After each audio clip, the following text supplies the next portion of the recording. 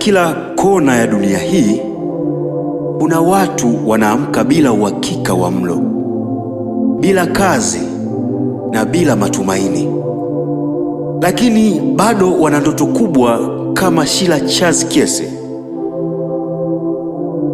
Hii ni hadithi yao, ni sauti yao, ni kilio chao kisichosikika, chenye maneno makavu ya kutia moyo, na hii ni hali ya kujirudia.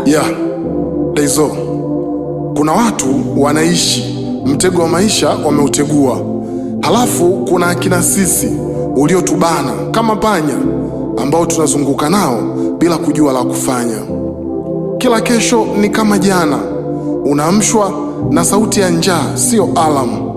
Nusu saa umekaa unawawaza wanadamu, yaani mpaka kuna muda unahisi Mungu amekuchagua wewe uwe wa mfano wa maana ya maisha magumu hapa duniani. Kila siku changamoto ni zile zile, ugumu wa maisha haujawahi pungua.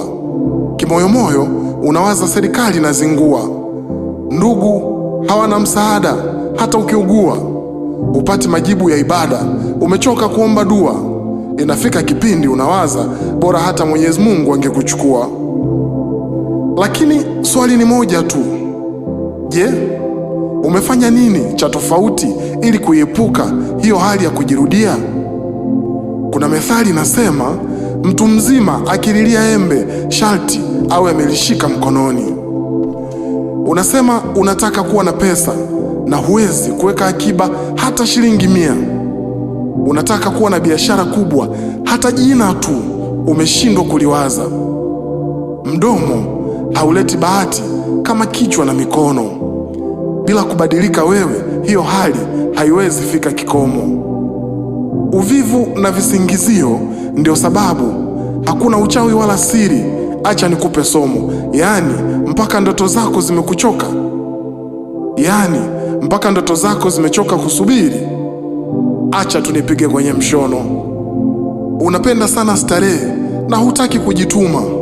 Unapenda vitu vya kufanyiwa na kusaidiwa. Wewe umemsaidia nani? Inafika kipindi unaona kusaidiwa ni haki yako. Maisha hayawaonei huruma watu wanaotiatia huruma. Unajipa moyo, mwaka huu lazima uwe mwaka wangu, na kuhakikishia bila kuikana nafsi yako utaendelea na hali yako ya kujirudia. Unatamani lifti na umekaa nyumbani? Chukua hatua, hebu sogea hata barabarani. Muda unaotumia kulaumu watu, kaongee na hao watu, uwaulize wanavyofanya. Vinginevyo utazunguka sana na huo mtego wa panya. Jaribu, ukishindwa lia, futa machozi, jaribu tena. Kaza meno kama Msukuma anayekula matovolwa. Fursa haziji kwa mwaliko kama harusi, zinatafutwa kama rupia. Miaka inaenda, umejitengenezea kaduara kako kahali ya kujirudia. Unasubiri serikali au watu wengine ndo waje kukutoa. Hata malaika wa mbinguni wamekuchoka wewe. Kubadilisha maisha sio rahisi kama kubadilisha channel kwenye remote. Usikate tamaa sababu ya miiba, maua bado huota jangwani, walisema Waswahili. Acha kulalamika.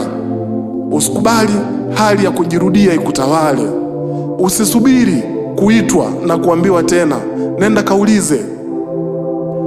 Hata aliyeshinda bahati nasibu, tofauti yake na wewe ni kwamba yeye alichukua hatua ya kushiriki. Ikatae hali ya kujirudia, chukua hatua, shiriki kwenye kuzitafuta fursa, shiriki kwenye kuikataa hali ya kujirudia. Unasema kweli Mwijonge.